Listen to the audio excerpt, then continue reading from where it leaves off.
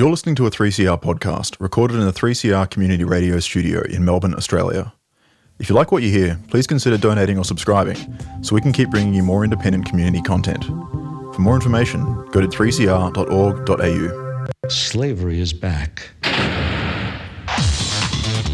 Welcome to a place where private business profit from a captive labour force, yet pennies are spent on medical services to a population in which the Indigenous, the poor and the mentally ill are overrepresented. Where isolation, humiliation and degradation are facts of life. Welcome to prison. It depends who's telling the story, I suppose. The prisoners would have one view, the people who work in the prison system would have another, and I think it's up to people to decide where the truth is. Give government propaganda and the media spin doctors the flick.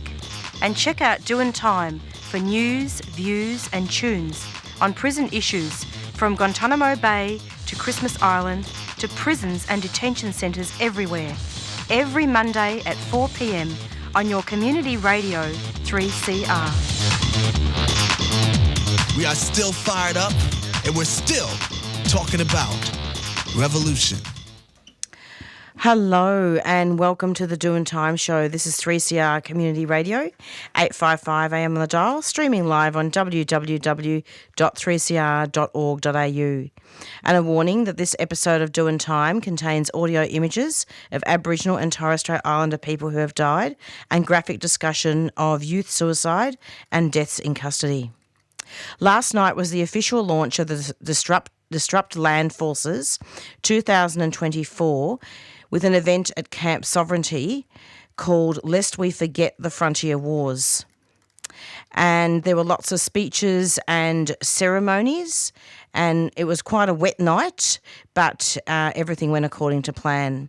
Later on in the show, we will be listening to some recordings from last night's event, starting with Megan Krakouer, Menang woman of Noongar Nation and Director of National Suicide Prevention Trauma Recovery Project. And after that, to Walpiri Elder Jamijimpa, Uncle Ned Hargraves, both of whom travelled down for the Festival of Resistance this week. And the content warning that Megan's speech features explicit discussion of police killings, colonial violence, First Nations suicides and youth suicides. Now, we were going to bring you an interview with Ned Hargrave, who was going to talk to us about the injustice of the police shooting of Kumanjaya Walker and death in custody, but we don't know where Ned is. He may still be at the Land Disruption Festival of Resistance, which we'll talk about later. It goes from the 8th to the 14th of September. So we were going to interview Kieran second, but we're going to be interviewing him first. And he's from the president of the Black People's Union, First Nations activist, and we were speaking to Kieran last week. And that we're going to be having a continuation of a discussion of the Youth Justice Bill. And I might even ask him a few things about what's happening with the festival this week, but we'll see how we go. Hello, Kieran. Welcome to the program. Hey, Marisa. How you going? Lovely to have you. I hope you're feeling better. Oh, yeah, it's a bit better. Yeah, plenty of ginger tea, huh? Yeah. Well, it's really commendable and it's so lovely that you wanted to come onto the show anyway. And last week we were talking about the Youth Justice Bill. Can you comment on that and tell us a little bit of background and what your views are about that as a First Nations lived experience? Yeah, no worries. So, just for any of the listeners who might not be fully around what's happening up there at the moment, the new Liberal minister that's just come in, Finocchio, she's trying to reintroduce spithoods, and she's lowering the age of criminal responsibility from 12 back down to 10. So, essentially, we're going to be seeing Aboriginal children as young as 10 locked up in cells, and, these spithoods being used again.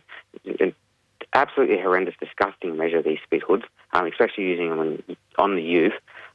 There's just such a degrading, dehumanising tactic to use, and it's something that most countries have actually banned the use of. But here we are trying to use them on 10-year-old kids up in the NT. It's really bad. And in fact, I think what's happening over there is that this newly elected Premier is going to be doing more police powers, isn't she? And introduce spit hoods back in, is that right? Yeah. So originally, there was a lot of campaigning from right across the continent that went into trying to raise the age and trying to ban the use of spit hoods. Now, there was some success in that, but it wasn't necessarily something that was legislated. It was more just a policy that was introduced that they would, stop using spit hoods. But now, she's promised as a part of her whole electoral campaign, actually, that, she would remove these policies and, re-allow the use of these spit hoods again. And it's absolutely just, disgusting measures. Some of the viewers might be familiar with some of the pictures that were going around, a few years ago of some of the Aboriginal youth up there, in spit hoods, chained up to chairs in shackles, sort of pictures that you would see coming out of somewhere like Guantanamo Bay. But these are our youth, literally children. It's a form of torture, isn't it? And it really looks at. This is all about ongoing colonisation and genocide. Yeah, and that's exactly what it is. Actually, I was actually having this discussion earlier today. But when we look at Australia, Australia is an occupation. At the end of the day, that's what it is. It's a colonial occupation, and it's a colonial occupation that very much weaponises the military and, uses the military to uphold the occupation here, and especially places in the Northern Territory. We look back in 2007 when they introduced the Northern Territory Emergency Response, Northern Territory Intervention as it's known, where they literally rolled the Australian Defence Force into Aboriginal communities so that they could go in there, extinguish land rights, extinguish native title grants, and they could acquire more minerals and, more forest to log for billionaire corporations. And it's just been an ongoing thing ever since the British first touched down here, 230-odd years ago. It's just been one thing after another, using the military against our people. And, it really does tie in to what's happening in Naarm this week with the whole anti-military resistance stuff going on. Tell us about that. Yeah, so, at the moment there is a Land Forces Expo going to be happening this week. Land Forces Expo, it's a big expo where a lot of different military from around the world come together, as well as a lot of weapons manufacturers and weapons providers and suppliers, etc., etc. And it's more or less a big expo where they can get together, they can, showcase all their latest weapons and all their latest weapons technology and military technology, and make deals and contracts with each other to provide each other with all sorts of arms and weapons technology. And all these weapons and all this technology is going to be used in places like Israel and Palestine conflict. It's going to be used in places like West Papua by the Indonesians. It's going to be used all over the world to commit genocides and displacement against Indigenous people. So it's very important that it is something that is stopped and is disrupted. But yeah, it's happening this week. There's a lot of stuff on social media about it. Encourage people to check it out. Get involved how and where they can. But yeah, going back to what I was just saying, like, Australia is such a militarised place itself, and not just in the support that it supplies across the world to the oppression and genocide of the global south, but even right here on this colony to this day. My own community of Wreck Bay, we've had the Navy up there for a couple of decades now, leaching PFAS, which is a horrible, horrible chemical which causes all sorts of cancers and sterilities and birth defects, etc., etc. They've been leaching this into our water supply and into our food supplies up there for decades. This is chemical warfare. It's still going. It's still happening against our people. You look out in South Australia, you look out in Western Australia where they've got rocket ranges, where they're testing all sorts of missiles on our people's countries, blowing up our sacred sites, blowing up our communities, destroying the ecology out there. It's absolutely horrendous what's happening on this continent. Exactly, and Australia is a crime scene, and basically this week, and this really ties in with the protest, doesn't it, Karen? So it's protesting the largest weapons conference and expo in the Southern Hemisphere this week at the Melbourne Exhibition Centre, and funded by the state of Victoria. Yeah, exactly. Exactly, funded by the state of Victoria. The colony's got blood all over its hands, not just here, but right across the world. I mean, 1,800 Victoria police officers, 1/10 of all cops in the state, will be deployed to protect the conference this week. Going back to Alice Springs, and I know last week I interviewed Arnie Megan about Banksia Hill and some of the youth suicides that happened there. There have been curfews in Alice Springs, haven't there? Yeah, there has been. What do you think about that? Oh, look, this is exactly what we're talking about, again, with militarisation. What sort of country has curfews for an entire demographic of people? Up in places like Alice Springs and other communities as well across the Northern Territory and Western Australia, even in Queensland too, I believe, there's, curfews on blackfellas where, we're not talking about as well blackfellas that have, prior convictions or, blackfellas that are criminals or anything like that. We're talking about on just blackfellas in general, curfews. You can't be out past certain times. You can't be in certain areas at certain times. These are literally apartheid-style laws. And these are literally like the controlling of movement that we see within military occupations around the west of the world. And it's happening right here in our own backyard. Absolutely, absolutely. And then, other stuff as well, like, if I can just quickly touch on the recent compensation that was awarded up there. So, again, for anyone who's not familiar, the Northern Territory recently settled a class action case around the stolen wages. Stolen wages being the government's polite way of saying slavery for First Nations people over 4 decades or more across the Northern Territory. But they've awarded, I think it was something like $202 million, right?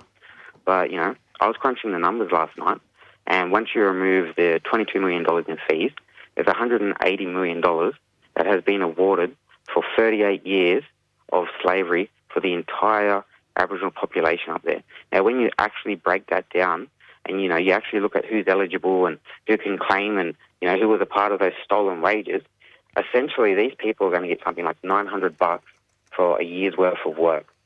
Essentially, did they win it? Payment. Yeah, they won it, but not properly. I wouldn't use the word win because they're going to be compensated the equivalent of one fortnightly Centrelink payment for an entire year's worth of work. And, people that are able to claim on all 38 years of these stolen wages are going to get something like 3/4 of what one yearly minimum wage is in Australia. An entire lifetime's worth of work, and they're getting 3/4 of a minimum wage from 1 year. What a national disgrace, Kieran. National disgrace. It's slavery. And, when you actually break it down and you actually look at it, we would have been compensated more financially if they had given us rations of flour and salt. But that's the days that we're still in. Their equivalent of what they're giving us is rations of flour and salt. It's always history repeating itself, isn't it? I mean, it's interesting how often what tends to happen, a lot of these mainstream media outlets, but that's the past. It's not the past. There are still some very, very tragic and traumatic connections connected to now, 2024. Yeah, and a lot of it's still ongoing as well. Not just the intergenerational trauma, but a lot of the traumatic events are still happening to this day. And, a lot of our land's still being snatched up, our sacred sites are still being blown up, our children are still being removed at equivalent rates of the stolen generations. Our people are the most incarcerated people in the entire world. Absolutely. Now, Karen, we were going to have Ned at the beginning, and now he's appeared. He's actually down, I think, at the military car. You know how they've got the cars there at the land destruction protest? Yep. So I'm hoping to catch him really soon. I missed your company in the studio today, but that doesn't mean you can't come back at any time. Anything else that you want to tell us before we finish about the Northern Territory and about what's happening over there with the youth? Oh, look, I just really implore people to jump online, have a bit of investigation. There's so much stuff to learn about this, and there's so many issues that are happening up there, and all of these issues are only happening because they've been manufactured by the state itself. They're putting so much money into youth detention when a fraction of that money could prevent all of those youths from going down that track to land them in detention in the first place. Absolutely. Karen, thank you so much for coming onto the program, and I hope you get better really soon, and hopefully we can have you back again soon. Thanks Marisa. Have a good one. You too. Thanks a lot. Bye. Yeah. And that was Karen from the President of the Black People's Union speaking about a host of things, namely being about the Youth Justice Bill and what's happening in the Northern Territory. Be stronger in denouncing what imperialism is doing to us and around the world. Because the future belongs to all of us. No social improvement, no victory is achieved without struggle. And together, we will hold these fuckers accountable. Disrupt land forces. 3CR continues to amplify frontline voices in a powerful stand against the global arms trade with a united call for peace. Tune in from the 8th to the 14th of September for our special coverage on the events with 8 a.m. updates and interviews on 3CR Breakfast, live from the front lines of resistance. You can listen back to our full coverage by visiting 3cr.org.au/DLF 2024. Disrupt Land Forces special coverage, 8th to the 14th of September on your radical community radio 3CR. And this is the Doin Time show in case you've just tuned in, and it's Marisa with you for the next less than an hour now, and it's approximately 4:16, and we're speaking now very soon with Ned Hargraves, who's the Wapiri Elder, and Jempi Jimpa, and he is from both those lands, and he's travelled down for the Festival of Resistance this week and spoke at Camp Sovereignty as well, and we'll hear some audio later on. And we're going to be speaking with Ned very soon about the fatal shooting of Kumanjai Walker and looking at some of the demands of the First Nations campaign. Hi, Ned, welcome. Hello, this is Ned Hargraves, Jamajinba. How are we? Oh, okay. And you, where are you at the moment? Where are we? Where are you? What? Are you there? We at the motorcade, Naya. So we just right here. We just arrived, and yes, and I'm just on the radio. That's great. Yeah. So you're at the land. That's really good. Tell us. You went to Camp Sovereignty last night at the Sacred Fire, and you gave a beautiful speech. Yes, I went there, and it was powerful. It was great to meet other Indigenous people and from the communities and stuff. It was great. It was so great. Are you are the grandfather of Kumanjai Walker? I am the what we say I am Wandere. Yep. I am a uncle, and I have a very, very special connection with him. Yes. Yeah, I can tell that. That's really wonderful. And it's good to have that connection. So can you tell us, I'd like to talk to you about what happened and some of the demands of the campaign. Well, right now there are police on each side, on the other side and on this side. So we're in a tight thing. But what we're saying is please to put down your guns, do away with the bullets. Yeah. And we're saying Karinjala Mohajari, meaning ceasefire. That's exactly right. Because he was killed. He was killed unnecessarily. It was no good. Back home, everybody thought that the bullets were made overseas or something. I don't know. But the bullets are made here in Australia. And this is right here. This is what's happening. And the bullet that killed him is bullet from here. And exactly. we didn't know that. That's why we need to find more. We need to know more about about all these things that have occurred to us in Australia. And we want to be sure and to be aware what is happening.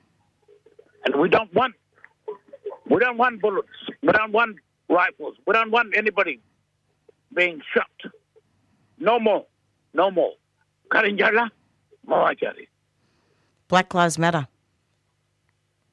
Yeah. Black Lives Matter. And in fact, look, no killing is necessary. I'm just saying that there's too many police killings and genocide, and history repeats itself all the time with First Nations people. Yes, it's repeating itself over and over and over. We are so sick and tired of it. You know, we are so sick and tired of it. Especially black people getting shot. You know, our young people being shot and all that. And we saying enough is enough. Exactly, and there've been frontier wars, haven't there, all over this country. And I was just reading the statement on the website there, and in 1928, NT Police Constable George Murray shot and killed hundreds of the family members across the Central Desert during the massacre, didn't it? Yes, yes. How cruel it was, and how disgusting it is to keep going for what they're doing. It is so disgusting. We can never forget what happened. We are fighting for our people. This cannot keep going. This cannot keep going because enough is enough.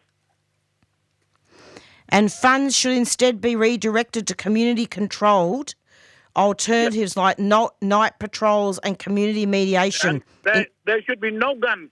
No guns. There should be no guns in remote communities. Why do they need guns in the community? Because, you know, you don't see a black man walking around with a spear 24 hours. That is not on. That is not on.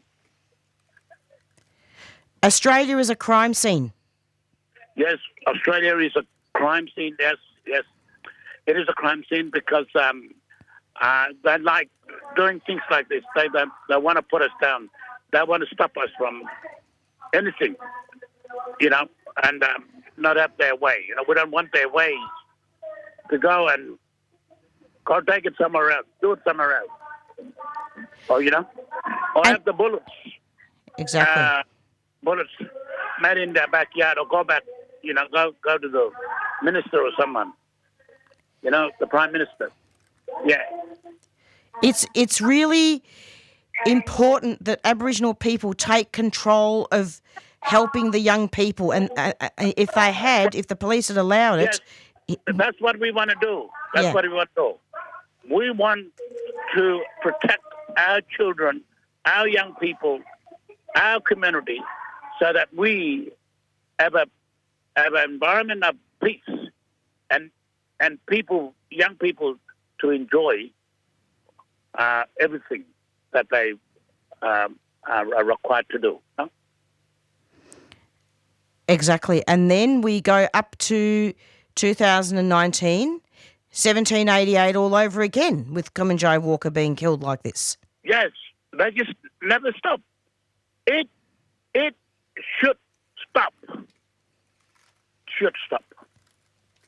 I'm glad that you are going to be able to go to the festival. Yes. Yeah, go on. I am very honored to be here with people here and that are fighting against these people. You know, crime scene in Australia is disgusting. It is disgusting. And also, the last thing is that there's over-policing, isn't there, in the Northern Territory?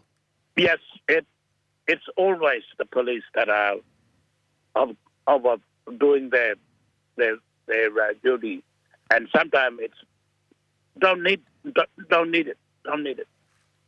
We don't need them, you know. Your statement also says that it's important to evict police who do not cooperate with local community or respect decision-making authority. Yo, that's it. Yes. Ned, it's just been so wonderful to have you on the show. And it was lovely to meet you earlier on as well at the station. Yeah, well, look, like I said, I am honoured to be here, and of the people the friends and the people that I know, I want to be with them and take part of them, because I am sick and tired of these arrogants who always want to destroy our people, our land, and it is disgusting. Very disgusting. Yes. Ned, thank you so much for coming onto the program, and I'm hoping that I can speak to you again at a later date. No, you are most welcome. You are most welcome. Yes. I hope you felt comfortable. I am. I'm not worried about the police. I'm not scared. I'm just. No, it's all good. I just want to be with my people. That's all. That's exactly right. Well, thank you, Ned, and enjoy the rest of your week. Great that you were able to come to the festival. Thanks a lot. Yeah, thank you very much. Thank you. Bye-bye. Bye. Bye. And that was Ned Hargrave, who is a special relative of Kumanjai Walker and has been doing a lot of work on the campaign to stop having guns in remote communities and also police powers. And we talked a lot about the massacre of 1928 as well. It's approximately 4:26 and I'm just going to go into another announcement and then we will bring you the audio from Camp Sovereignty.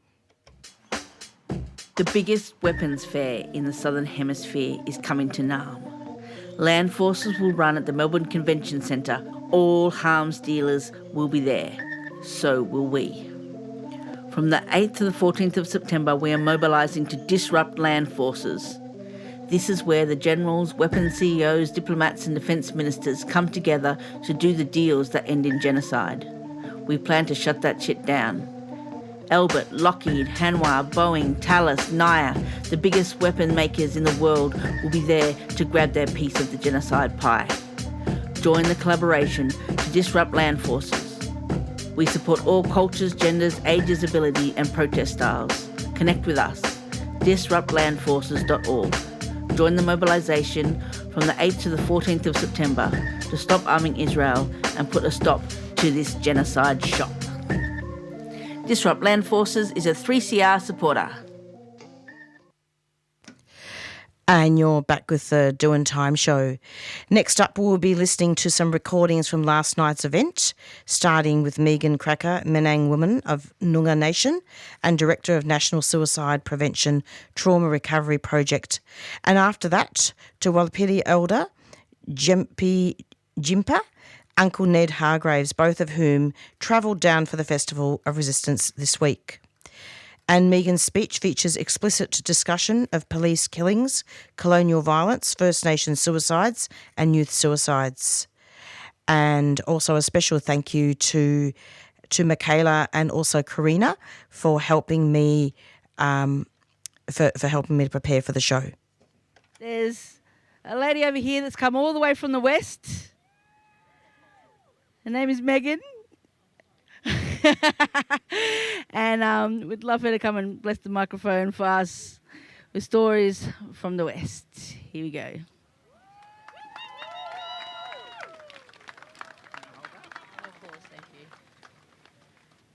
Very blessed and honoured to be here, the land of the Wadjuri people of the Kulin Nation. The speaks that we just heard, geez, how powerful. The songs that we just heard go straight to the heart. I remember as a young person growing up, listening to the stories of Mum, Dad, rest in peace, the old people, about caring for country, the Aboriginal sites, the old stories.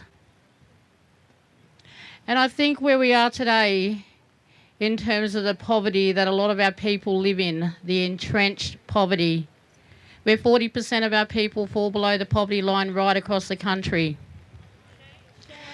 I think about the decimation period when people first came here in 1788, the smashing of cultures, the hurt, the atrocities, the genocides, the kicking of children, their heads off in the sand. The stuff that we've been subjected to, yet we still survive. We are one. It's about that humanity, that kindness, that love. Do away with the capitalism, because that is killing people.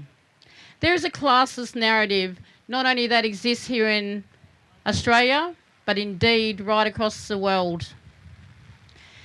The mass destructions that are happening, what's happening at the convention centre, over 1,000 organisations coming together from 31 countries, where deals, as you heard, will be made. And that those deals, the genocidal of our people right across the country, the weapons will be used. There's companies that will come to this place and they manufacture bullets that kill our people. I think about Joyce Clark, rest in peace, who was shot by a police officer in the town of Geraldton. Joyce Clark.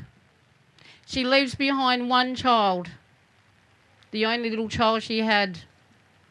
But she was shot point blank range by an officer. And he was the last person on site, one of the most junior people in the team. Went straight to her, within seconds, she was gone.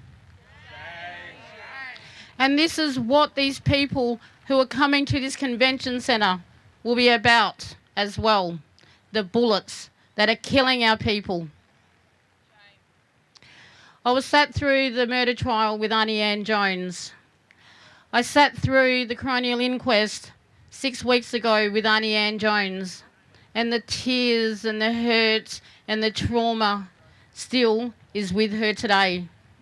It is with all our community right across the country. Why? Because we are being oppressed. I don't dance to the tune of the oppressors. I dance to the tune of the oppressed. My colleague and I, we've worked with over 30,000 people right across the country, the most marginalised, the vulnerable, the forgotten, the unheard, the silenced, the prisons where there's 132 castle estates. And we've heard the stories and we've seen it firsthand, and it is cruel. In a very affluent country like Australia, the 12th richest economy in the world, we live in third world akin conditions. Third world akin conditions. The 120 remote communities right across the country, the 120,000 people, 40,000 children will never get a secondary education in this so-called lucky country, Australia. The suicides are ripping through our country, one after the next, after the next, after the next. I've been at bedsides when life support machines have been turned off on 11-year-old children, 15-year-old children, 18-year-old children, 19-year-old children, and it breaks my heart. I stand in the hospitals, along the corridors, when the life support machines are turned off in the sea of grief of our people. What can we do? First Nations suicides right across the country has gone from 1 in 23 to 1 in 16, making it the leading cause of death for our people in this country. 10,000 brothers and sisters right across this great country of Australia within 3 years have taken their lives. The Royal Commission into Aboriginal Deaths in Custody, with the 339 recommendations, some at the federal level, state, territory, they haven't been implemented. And we sit back and we listen to this two-tiered government party, the Liberals, the Labor. Who's better? Because what's happening with our brothers and sisters in Palestine is absolutely atrocious. It's cruel, it's harrowing, and it's unforgivable.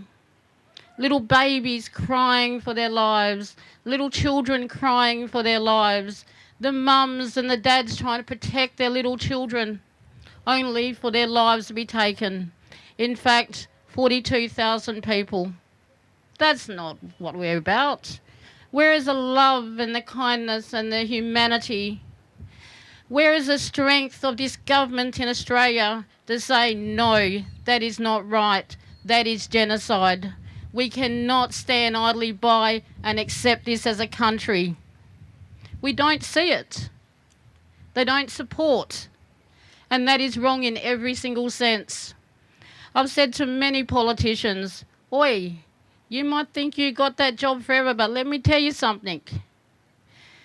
We are born to die. And when you have relevancy, and when you have power, and when you have places where you can be influential, why wouldn't you be? This Australian government is complicit in the murders in Palestine. It is complicit with the murders of First Nations people here in this country. They say that they care, and the Labor government says we leave no one behind. Well, I beg to differ. I've seen it through my eyes with my own family, the hurt, the pain, the sadness that is entrenched, no way forward, no hope, but treated like we're a second citizen in our own country. We are a powerful people. The First Nations people are the powerful people in this country. We have survived. We have that strong resilience, that love for our people, that incredible diversity, that respect for each other. And whilst the government want to turn around and continue to oppress, our voices will continue to rise. The same as it has risen with the Palestinians. The same as it has risen with many movements, not only in Western Australia, not only in this country, but across the world. We must continue to rise. We are one. We are brothers and sisters of the human family, and we must care about each other. But we will fight with conviction. We will fight with conviction because it's not just about our people that are living today. It is about our children. It is about our generations that are yet to be born. We cannot stand idly by and let this continue to happen. I'm so glad to be over here in this beautiful place with all you wonderful people. And I'm so glad to be participating in these rallies and the protests and let these land forces know that we will not be silenced. We will not go away. And we will continue to fight back with every breath in our bodies because they are doing wrong.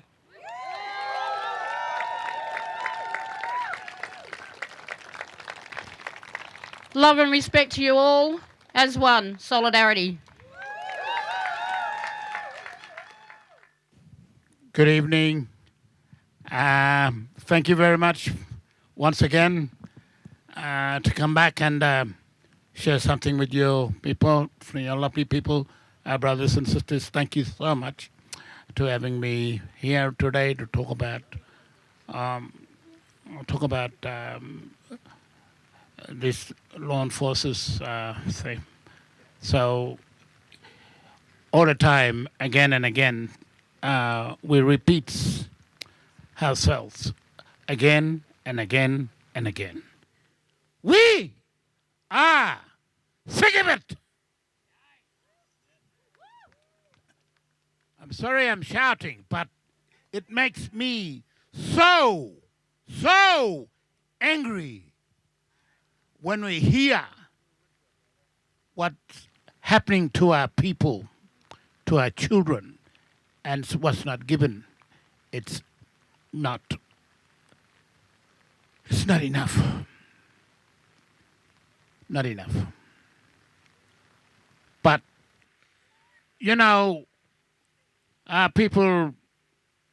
my people in Central Desert, we don't get enough information what's happening here. What's happening here in Australia, in Melbourne and Brisbane and wherever, but we don't get enough because there are people that don't want to share with us what we need to know. And again, to us, it's really, really sad. It's really not good. But the thing is, they don't ever consult with us. We Yapa, we are indigenous. This wind is blowing this way now. I don't want to get electrocuted. Anyway, all these things are Garia's ideas because they want to destroy Jogurpa Krakouer. The trees, the plants, everything that's around us belongs to the Nguru, Walya, Jogurpa Krakouer. That's important to us, very important, and you know that. But Krakouer who are wanting something, they want minerals and everything. They want to destroy us, not telling us or giving us something, not helping us. So they want to try and get rid of us, all of us, and nothing is left behind. That's what the old plan with Krakouer. When I say Krakouer, meaning white people. Can you say that? Krakouer. Can you say that again? One more so I can hear you. Krakouer. Ma, thank you very much. Thank you very much. But again, it's telling us that we as traditional owners, we as this Australia, they're telling us that we don't exist. That is completely rubbish. Completely rubbish. It is rubbish. Because my Jogurpa, my Krakouer belongs here, right here. Right here. And I want to leave with you that, all these things that we have Jogurpa Krakouer, and we got guns that made here, bullets made here, and the bullets that are made here, some of our people, some of our children, and mob being shot, and that's not what we want. It is really, really kunta, meaning shame. It's really shame. Yeah. Right, if I may, Nabrala, can I get my guitar? I'll sing you one song.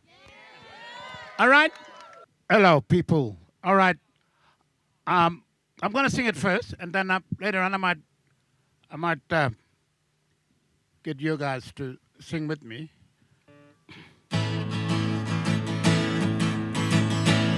How about we clap our hands?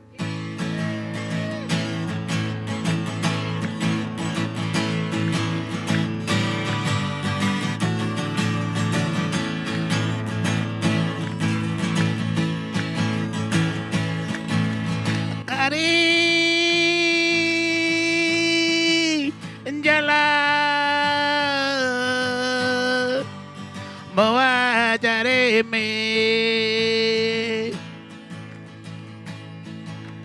Kari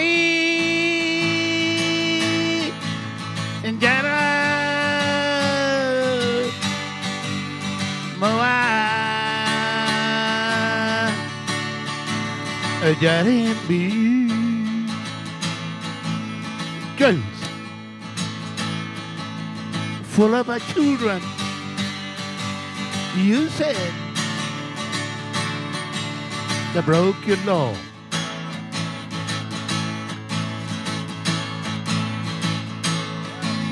We cannot stand it. We can't not. Our Lord was here before your reach our shore.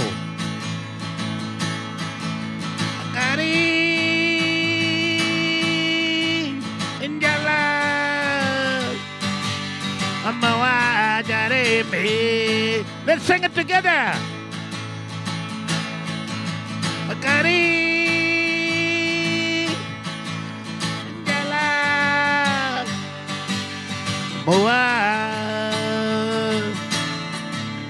Jeremy. Thank you. Thank you. Thank you very much, everybody.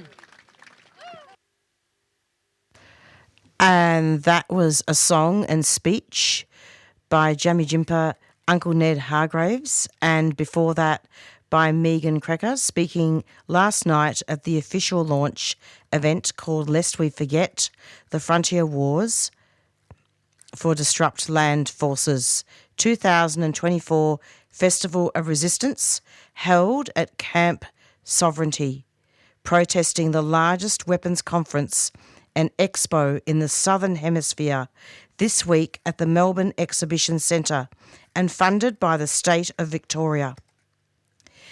It's approximately 4:46 and I'm just really honoured to have done this show and to have brought listeners this audio, which was recorded by Pillar. And thank you, Pillar, for making this recording possible. There's a lady over here that's come all the way from the west. The biggest weapons fair in the Southern Hemisphere is coming to Naarm. Land forces will run at the Melbourne Convention Centre. All arms dealers will be there. So will we. From the 8th to the 14th of September, we are mobilising to disrupt land forces. This is where the generals, weapons CEOs, diplomats and defence ministers come together to do the deals that end in genocide. We plan to shut that shit down. Albert, Lockheed, Hanwha, Boeing, Thales, Naya, the biggest weapon makers in the world will be there to grab their piece of the genocide pie. Join the collaboration to disrupt land forces. We support all cultures, genders, ages, ability and protest styles. Connect with us. DisruptLandForces.org. Join the mobilisation from the 8th to the 14th of September to stop arming Israel and put a stop to this genocide shop. Disrupt Land Forces is a 3CR supporter.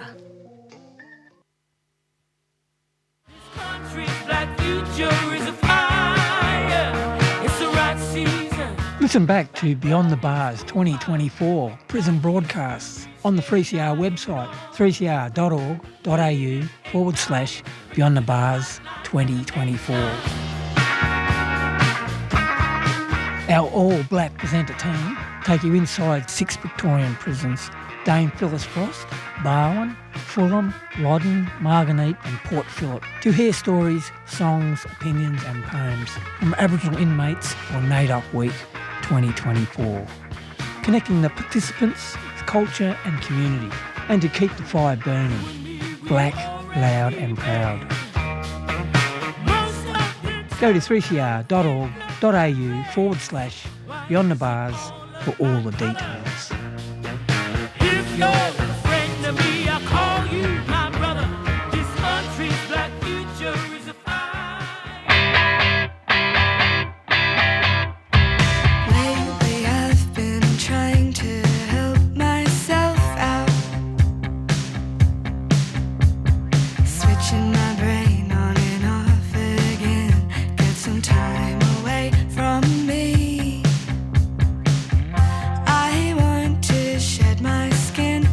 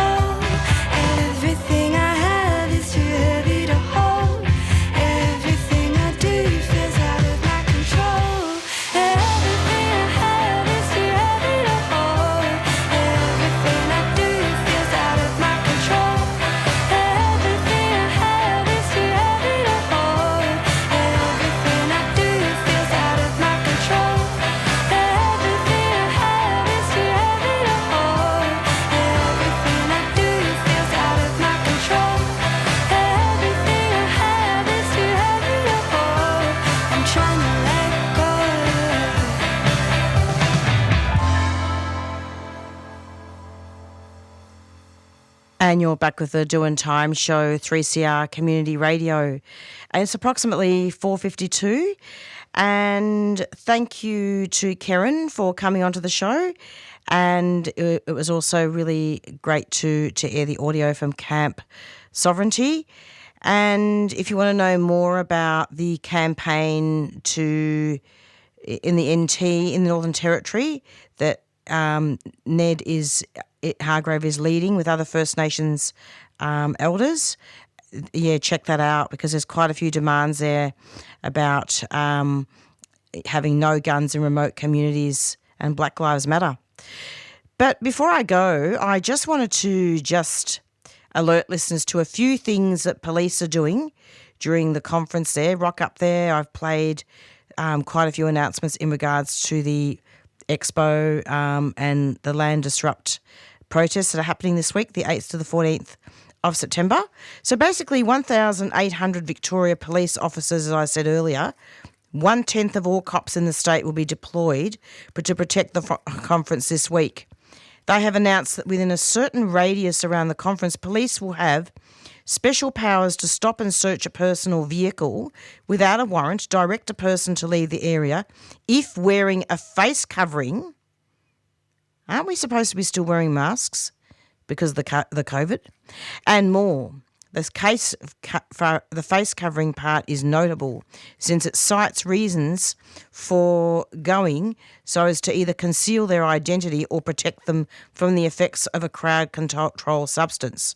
The IBAC review into police deployment of OC or capsicum spray earlier this year found its deployment by Vic Pol beyond its lawfully permitted use, and that they frequently use it as a coercive tool or where there is no immediate or proportionate threat to police officers or the public. And contact the Melbourne Activist Legal Support response to IBAC findings and have a look at the website there. It's always good to know your rights, and rock up to that conference on the 8th to the 14th of September. And it's goodbye from Marisa. I'll be leaving you shortly, and stay tuned every Monday for the Doin Time show, 4 to 5, and in solidarity to Palestine as well, and to Indigenous people. It's all connected, and Australia is a crime scene. It's approximately 4:55. And we're going to be going out now with our theme song, Black Fella, White Fella, by the Rumpy Band. And see you next week. Bye.